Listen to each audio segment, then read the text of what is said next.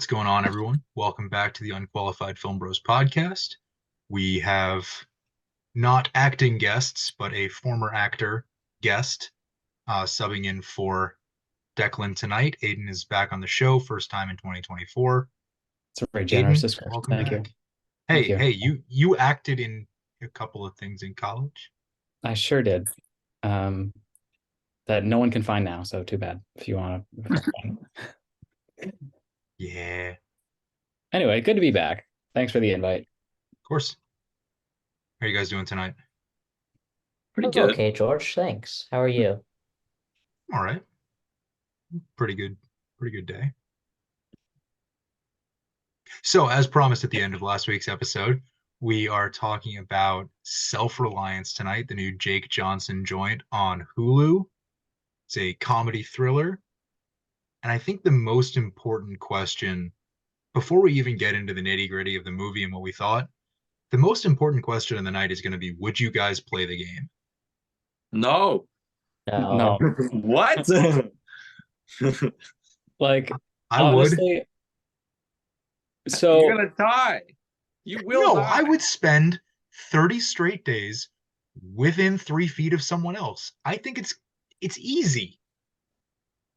Okay, but who? Would you pick one person or would you jump around like in the movie? I would find my James Walter and we would have a great time. You're also getting paid in Greenland currency, which you don't know at the time. Yeah. Yeah, but I know Wait, that how now. The same currency as Denmark, right? How am I the only one who It's signs up for the Danish game? kroner. There's I no think- way. What's the Exchange rate? yeah, exchange rate? Let's see. I'll Google that now. It's not a million of the Greenland currency. It's $1 million in however much Greenland Ooh. currency that is. So one Yeah, Danish over kroner is 250 15 cents. months. Yeah, That's what? 21 years?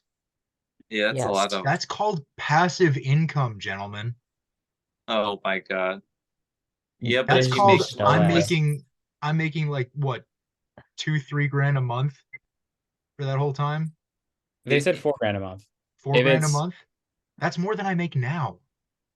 So the See, George, you're forgetting about the reality, which doesn't exist in movies, and that's the medical costs. They don't cover your medical costs, so you're probably gonna be like in debt by the end of it. Like how much you're gonna get beat up. Ben, I think I'm gonna spend all 30 days of this locked to your side. You will die. I mean, I might hit you. I might kill you at the end. Ben's gonna just leave you to get a glass of water, and then Yeah. he's gonna And ignore you. that's what's gonna get me killed. Yeah. It's like, yeah, you gotta shit with them. You gotta exist with them. yeah. I think I could do it. The pooping and the showering would be tough. I gotta be honest. I feel like No. there's loopholes to that though, like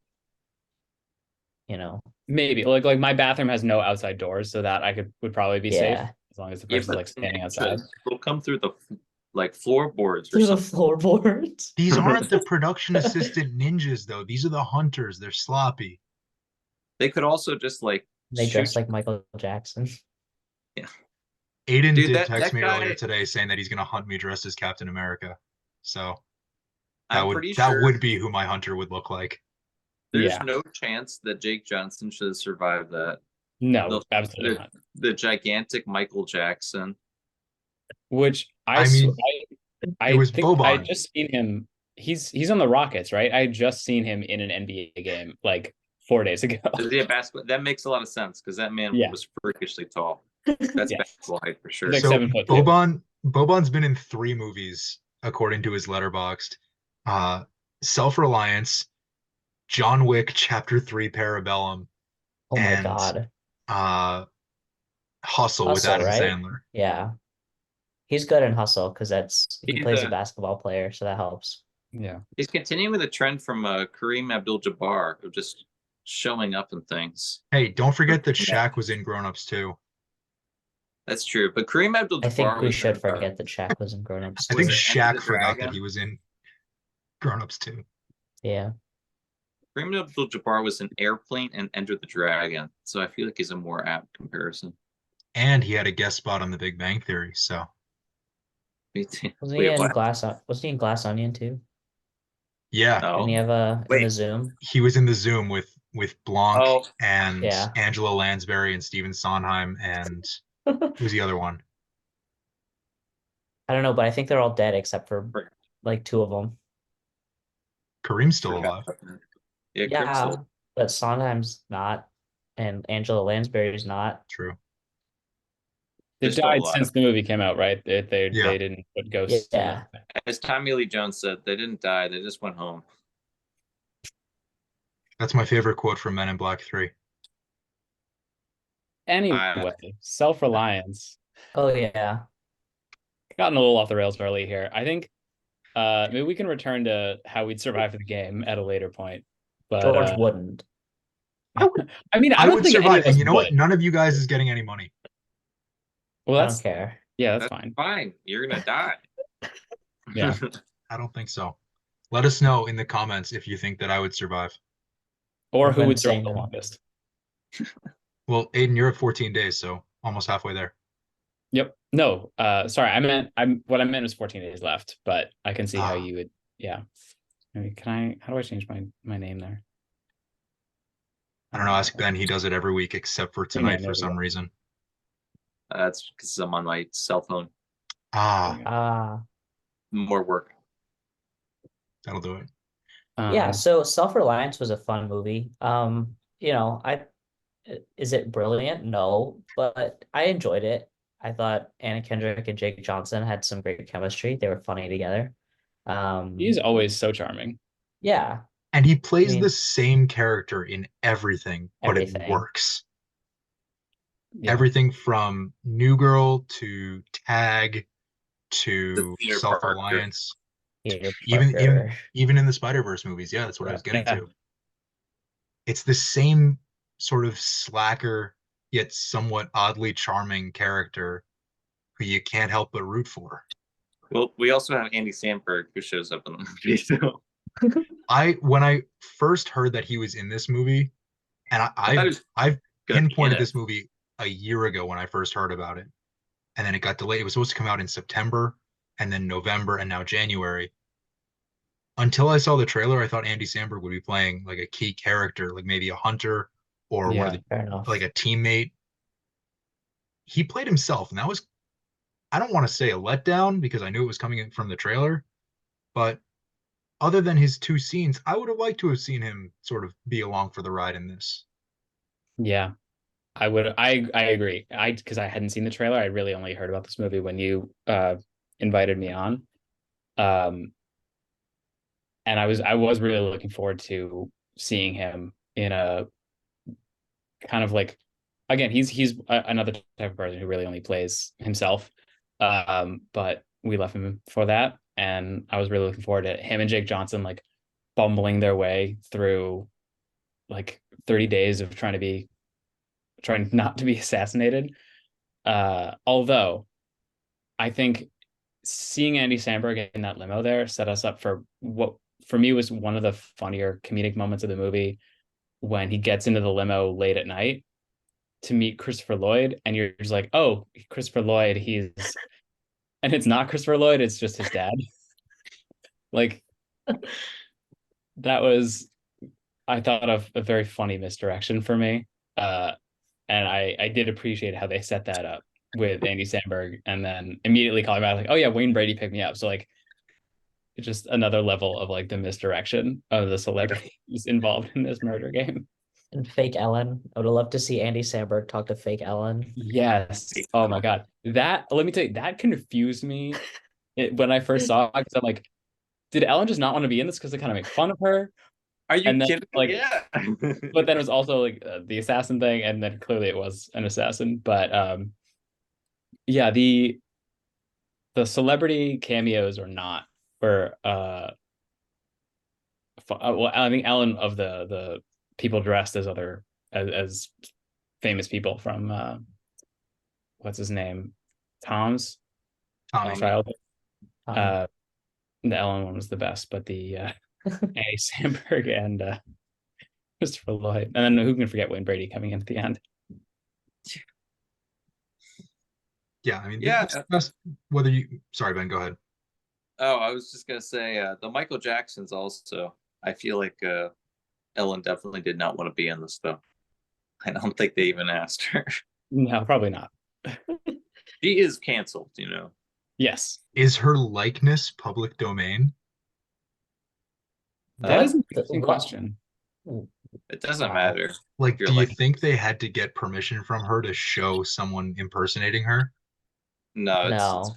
it's covered under fair use for satire. It was It's pretty satirical when she, It certainly was. took Yeah, out the club and kneecapped that's been done many Tommy. times. Yeah. You give away, if you're a public figure, you give away some parts of your private person. So satire is definitely covered into that. Yeah. But yeah, I enjoyed the movie. I thought it was interesting. I mean, it kind of like played the line of the psychological is this all in my head really, really, really lightly, because it's not. But some part of me kept thinking of like Mulholland Drive, especially with the damn cowboy just showing up. I don't know. I know we watched that on the pod. I can't remember if you were there, Aiden. I was not. I have not Chip seen was on movie. that one. Oh yeah, it was. I think Chip. it was the three of us and remember Chip. that's fun. Declan missed that one. Yeah, but I don't know. It's pretty good. It's kind of like the Truman Show if it was the Truman Show with, Hitman. But it works. I think the ending is just kind of confusing. I felt very confused at the end. I kind of got what they were going for, but it also was just sort of confusing. I would love to hear what you thought they were going for, because I was also confused. It wrapped up really quickly. Yeah. They threw a Mhm. lot of switches, like the currency, everything. It was just very strange to me. Like the whole thing felt really weird and conspiratorial, and then he like wins, and he just actually wins. Yeah, And like then the line of like, this game is all about you. Yeah, it was like, what's going on here? And then they're just like, yeah, you won. And then Yeah. it felt very strange to me. Not to say like that the rest of the movie is really enjoyable, but it does leave on a very weird note where there's like, there were the jokes with Wayne Brady, and my head was still like 5 minutes before, like, what? There's another movie that the Duplass brothers did with Jake Johnson and Aubrey Plaza, I think, called Safety Not Guaranteed. Or no, it wasn't the Duplass brothers. Mark Duplass was in it, but he didn't direct it because I think it was Colin Trevorrow did the direction. But anyway, it's called Safety Not Guaranteed, and I don't know if you guys have seen it.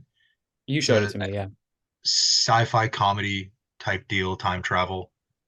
But similarly, you're talking about whether or not something's all in somebody's head or if it's actually real, and you don't know until the very end. And so this movie, I think Safety Not Guaranteed is a better film, mainly because of what Mark Duplass brings to that role.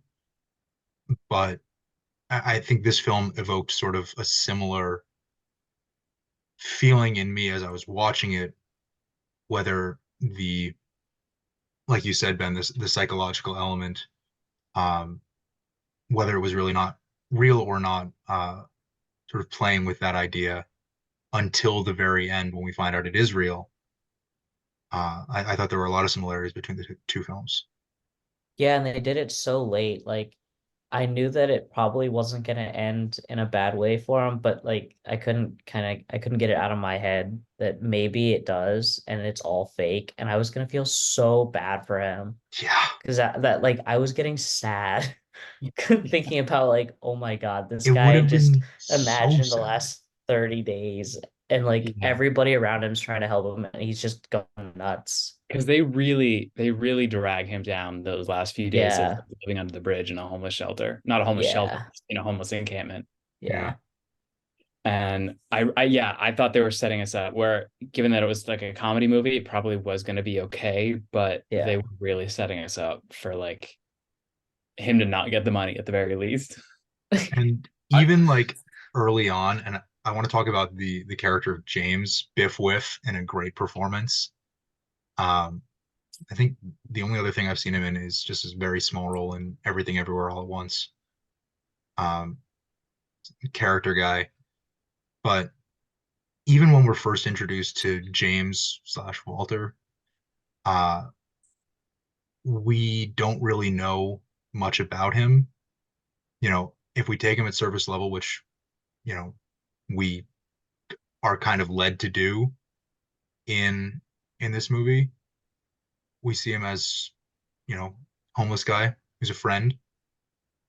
He's gonna be the shadow for the whole 30 days. But then as the movie goes on, and then he's got that line right before he's taken away by the ninja production assistants, where he's like, "You've come this far, you can win this thing."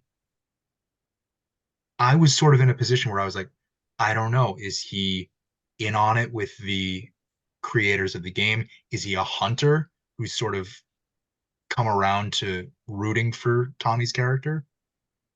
Like, Yeah, that was a very another confusing moment where it felt like it meant more than it wound up meaning. Yeah, they tease a lot, and I feel like it's the comedy aspect. It's like they try to keep it light, but I feel like I don't know.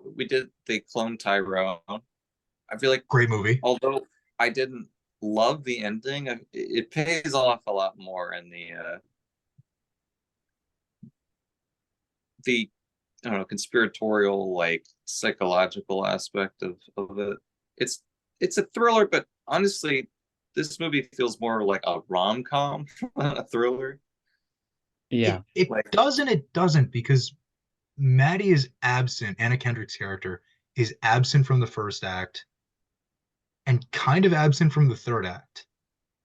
Like there is a romantic yes, element to it, but it's not complete, but like it does feel a lot more like a rom com, even in the themes of like the yeah, mom brings up the ex girlfriend. It's all like revolving around his love life. Yeah. It feels a lot more like a rom com than a thriller to me, which is not like a bad thing. It doesn't play up the thriller aspect as much as I feel like it could.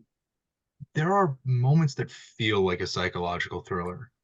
A lot of the camera work, especially when he's being chased, make it feel a little bit more like heart pumping. Get the action in there. When the production assistants reveal themselves for the first time, and they're like staring directly into camera with these dark, shadowy movements, it's kind of creepy. It's kind of Yeah. psychological thriller. And I feel like, you know, they didn't lean too far into it, Ben. You're right.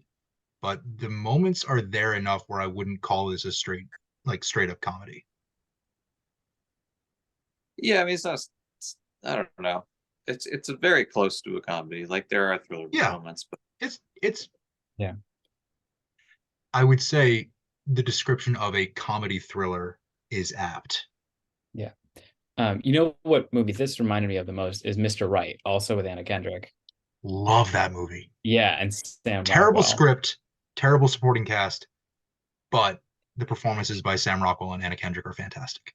Yeah, and if Ben or Max, neither of you or if the audience hasn't seen it, basically it's Anna Kendrick, like rom-com manic pixie dream girl, but she meets a hitman, Sam Rockwell's character, who's decided he wants to quit, and they kind of John Wick their way through the Sam Rockwell's former employers. So it's very much like a survival, trying not to get murdered, but in a much more immediate way. And I'd say that one's definitely, well, certainly there's a lot more violence in that, so it is a bit more thrillery. But it's a very similar vibe. They should do this that with Michael Fassbender's The Killer. Oh yeah, His version of a hitman would be scary. I I feel feel like like this we're gonna movie. get the same version of Sam Rockwell from Mr. Right in Argyle, which we're gonna do in a few weeks. I don't even know what that movie's about. I've just seen the If posters. you saw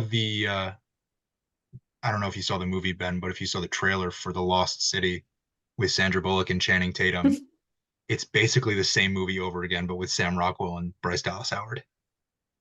The Lost City. Came out 2 years ago, last year. Yeah, Wasn't 2 that the years. one that was like critically panned, like really awful? I wouldn't call it really awful. It was fun, but it's a movie It that was you only kind of see funny. once. Yeah, I saw it on the plane. Like, It's a plain movie. I think it's a that's a way to. perfect plane movie. Yeah. Yeah. Okay. I don't know. I feel like Argyle's gonna be great. I'm looking forward to it. Yeah. But again, I'll judge it when I see Yeah, it. this looks like a better version of that. that's because I'm expecting Sam Rockwell to be a lot like his character from Mr. Right. And Aiden, you're right. Mr. Right is kind of similar to this one. I can see the Yeah. comparison now that you bring it up. This movie really feels the most like Guns Akimbo, but like a really less. That movie is really hyper, like With violent. Daniel Radcliffe? Yeah, but the I don't know if I ever saw I that one, guess just a trailer. not really the overall feel of it, but the actual plot line is pretty similar. But he's not playing for money. He's like an online troll that ends up like with guns like strapped to his Oh yeah. his hands. Aren't they like But surgically attached to his hands? Yeah, so I mean it's a very I don't know. It's almost like a Robert Rodriguez sort of thing. Very like hyper violent. Just the way it's shot and the way that everything plays out. But it really does feel very similar where like they're being hunted and he has to like deal with his love life. I don't know. It was fun. There were just areas where I felt like I wanted more, but I guess that's most movies, unless they're like 5 out of 5. Unless But it's yeah, okay. Dune. It's definitely worth a watch. Yeah, unless it's Dune. Dune is 5 out of 5. It's perfection. Can't Coming wait back for to theaters next 2026 when week. part 2 finally comes out. Yeah. I hope it gets pushed back. No. Just to see, like, if only for Ben's reaction in the group Just chat. by a week. I don't know. Or like however much it would make it sting a little bit. Like 2 weeks, 3 Yeah. weeks. I can wait that long. It was just it got pushed 5 months just because the stupid studios didn't want to pay people. And then they finalized the contract like a few weeks later and paid everyone. It's like, fuck you guys. All right, we need to organize another strike right before it's going to come out again. Movie theater workers this time. Movie theater workers. Jesus Christ. Find your local Cinemark, your local AMC, Yep. your local Regal. And tell them they deserve more. Shut it down. We're walking off the job. If only any of us actually worked at a movie theater and could, actually. That would be something that happened in Europe. I remember when I went to the Uffizi in Florence. We were there for like 2 days in that city. And you have to reserve your spot. You have to get a ticket to the Uffizi. And the Italian workers just decided that morning, they're like, we're protesting. And so nobody could go into the museum because they were just like, nope. They just decided that morning. They had their coffee and they're just like, this is enough. Maybe they wanted a second cup. That's fine. Yeah. I can't afford a second cup. That's the problem. European prices. Ben, I think you need to go back and enjoy that museum because it is really nice. I've If you have the seen it means, before. I highly recommend Ferris Bueller. Yeah, I have seen it before, but that trip we did not get to go. Actually, we got to go to like a tiny little section. They had like 2 people that offered to work, and so we could go through like a tiny little section. Everything else was blocked off because they didn't have enough people. Wow. They're so Italian. Very Italian thing to do. So back to self-reliance. Jake Johnson, I want to talk a little bit about his writing and directing because, we talked a little bit about his performance, but this is his directorial debut.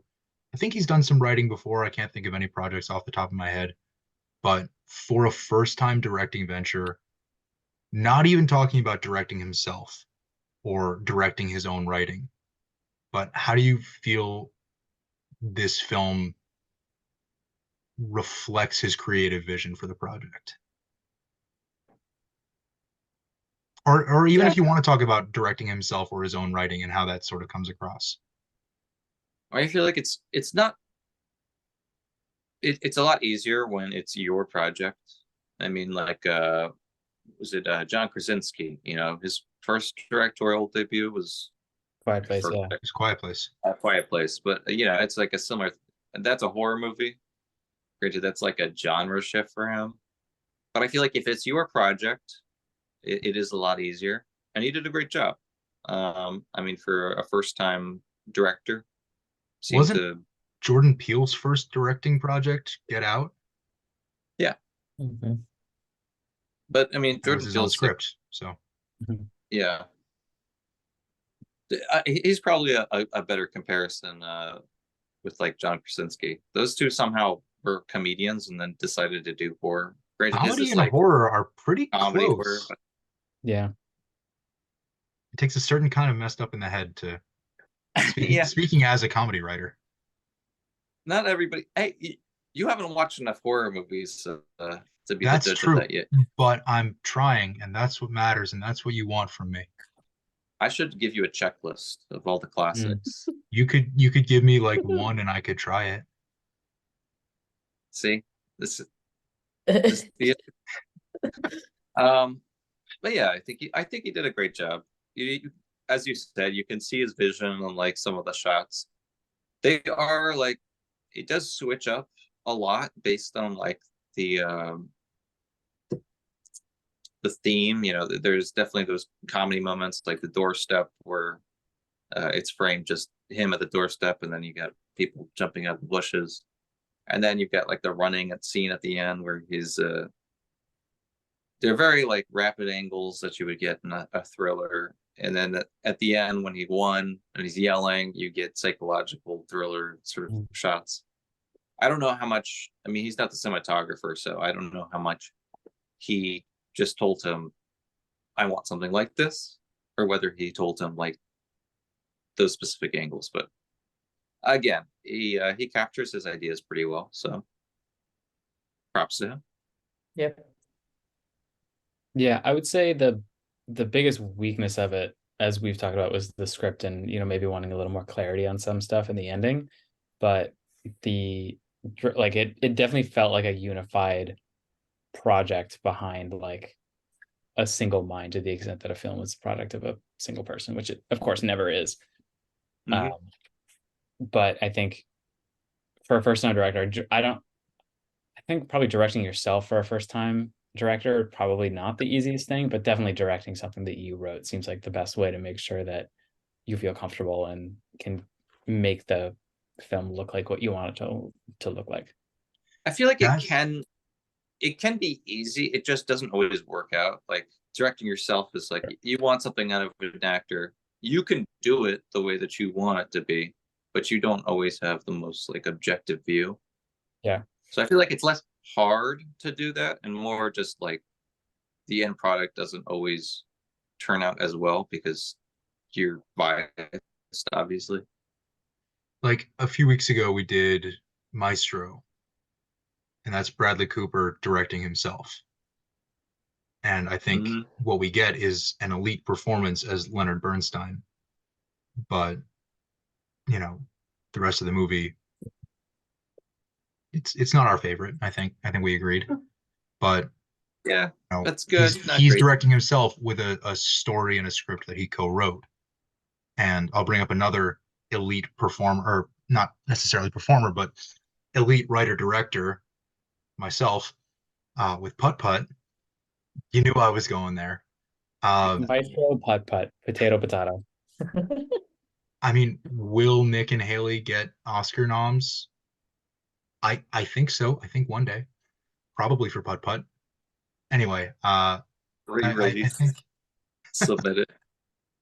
But you know, just having done my first directorial project with something that I wrote, you know, you're absolutely right that, you know, it was much easier to sort of approach and execute my creative vision from the script knowing exactly how I wanted to put it on the screen. And having the opportunity to direct my own script as opposed to someone else's made it easier from the directing standpoint.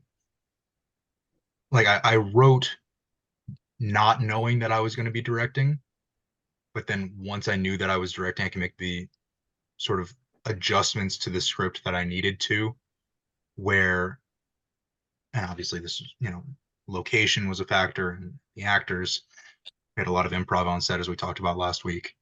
But just knowing what I wanted out of the project, and I think Jake Johnson probably had a lot of the same sort of similar approach in having that creative vision and knowing exactly what he wanted, so that when he was in the moment, it was probably a really easy, I don't want to say easy, it was probably a really sort of straightforward shoot where, obviously I wasn't directing myself, but he knew what he wanted out of himself and from his, scene partners and counterparts. So I think for a first directing venture on his part, having himself at the front of the cast probably helped, given that And the same character that he always plays himself. There are no scenes without him in it. No. So it helps to have that. Are you sure that Andy Samberg and Christopher Lloyd didn't have a scene together with Wayne Brady in a diner? I'm highly confident that would be quite the three of them sharing like soups, chowders, and salads. That didn't happen. Isn't that, yeah, and it's like a ghostly white King's Cross station in London. Yeah. I think it's because Wayne Brady lost the 30-day game. Yeah. All right, well, that was ridiculous. That would be a good scene. They should put that in. Yeah. Put that in the fans cut of the movie. Yeah, and Daniel Radcliffe shows up with guns to his hands. I gotta kill Lord Voldemort.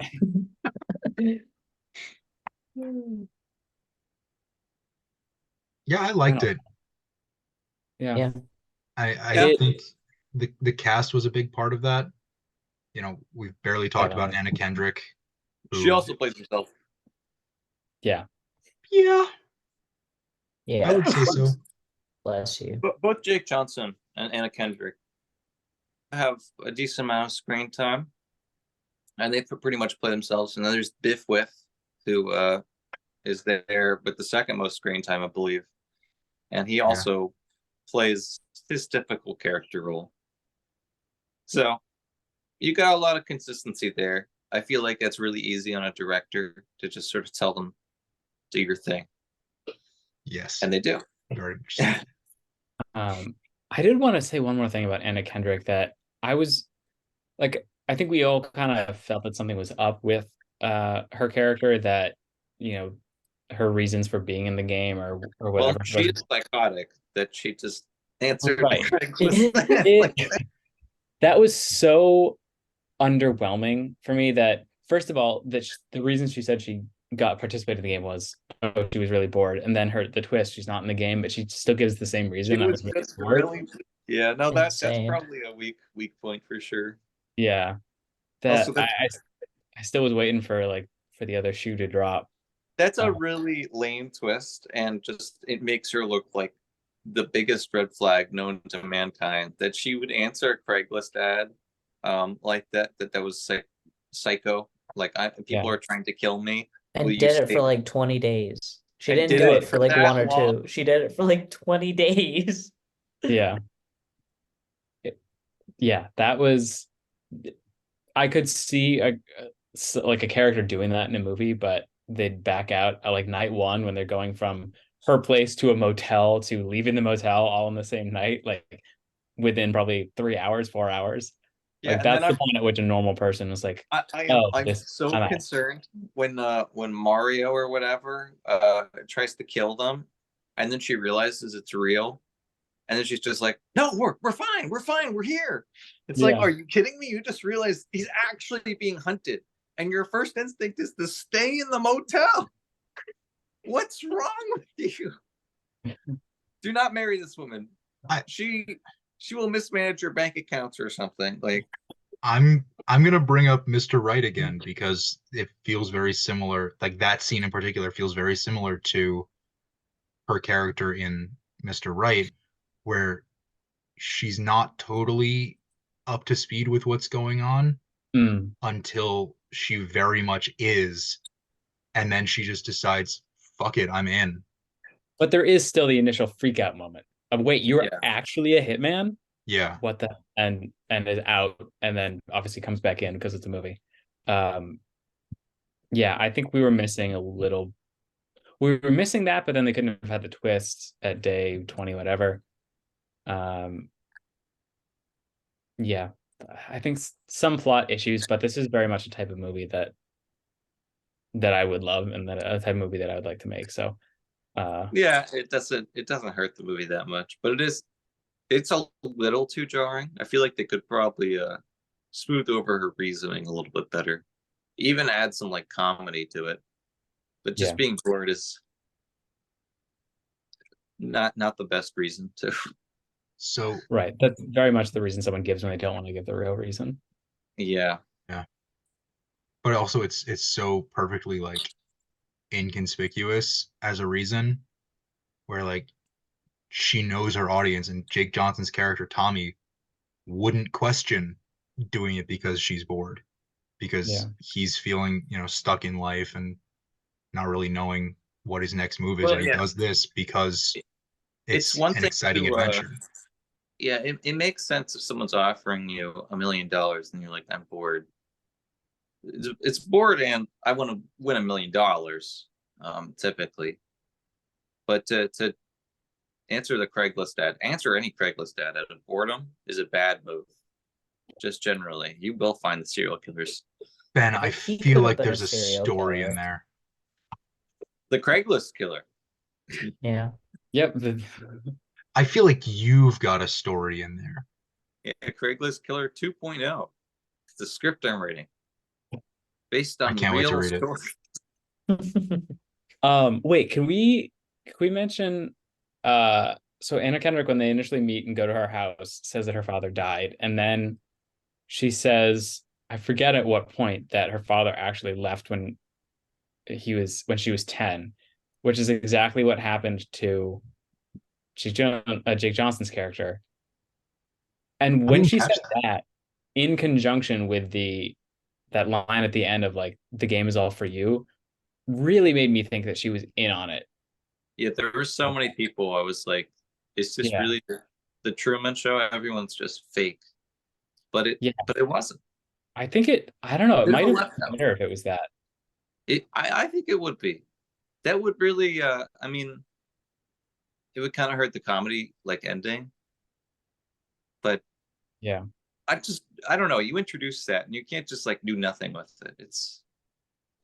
I It's bet there was a draft of the script where she was in on it, or at least something more happened.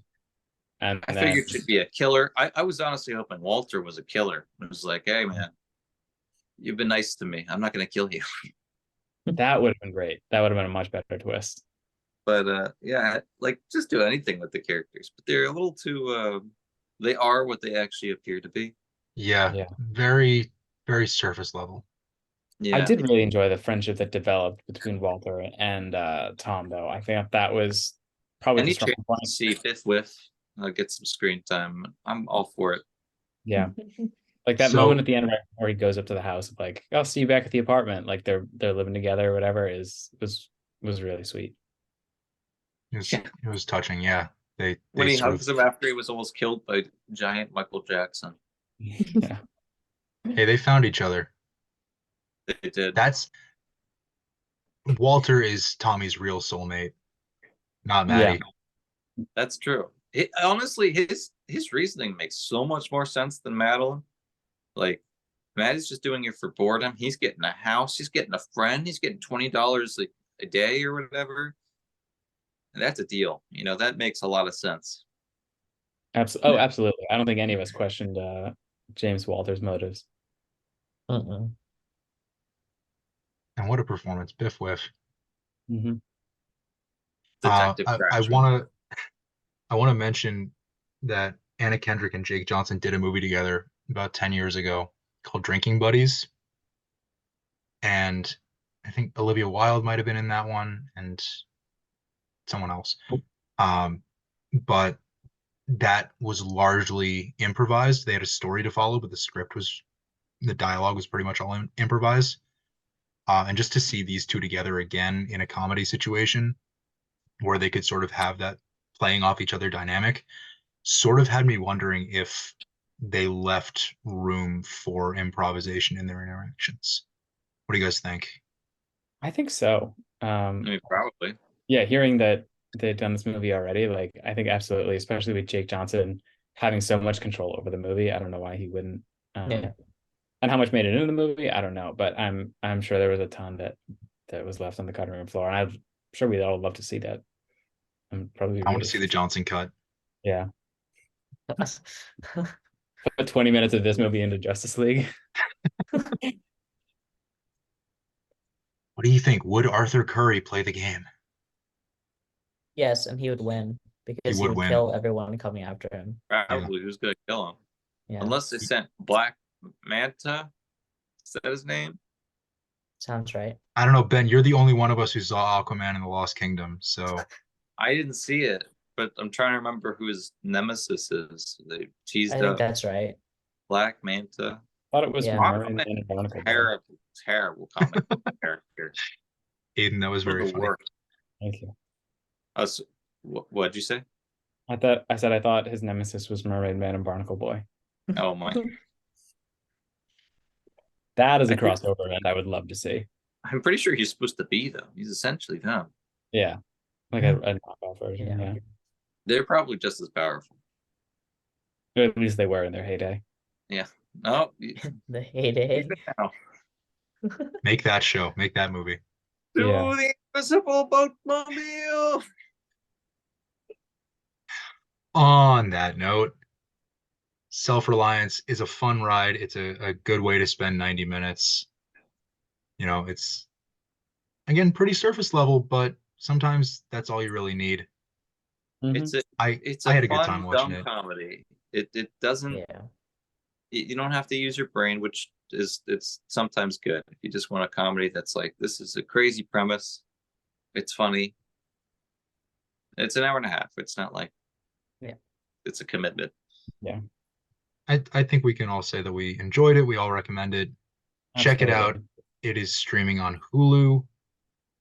Next week we will be back. We are talking about Beekeeper. The Beekeeper. The Beekeeper. I can't. Beekeeper. Movie of the year. Yep. It's all right. a Jason Statham joint, so I'm pretty sure that Ben's gonna love it. Movie of the year. Not Dune. The Beekeeper might beat it out. It's Well, tough. Dune's not coming out this year. That's right. Dune's coming out in 2025. So you're right. Coming up next year. I can't wait for top fives at the end of this year when Beekeeper's in Ben's top 2. You put Steph Curry documentary. I mean, in 3 years Number of doing three. top fives, I'm the only person who said a documentary. So Sorry, we're not Here's as the- cultured as you, George. excuse me for being cultured. Yeah. George, invite me in the top 5 at the end of 2024. I'm gonna put a book in mine. No. Spoiler alert. That would have been really funny. I don't think that's allowed. It's against the rules. You should do an audiobook. Yeah. It's against the Geneva Convention. I don't think that's what that was. I don't know enough about history to sort of dispute it, but Could we Hmm. add our Oscar winners episode as a top 5? It's long enough to be a feature. that's true. How many categories are we doing this year? All right. We will see you next week for The Beekeeper. Oh yeah. Aiden, thanks for hanging out. Always good to have you on the show. You're welcome anytime. Always good to be around, be here. Be a keeper. See you next week. Stay alive. Bye. Bye.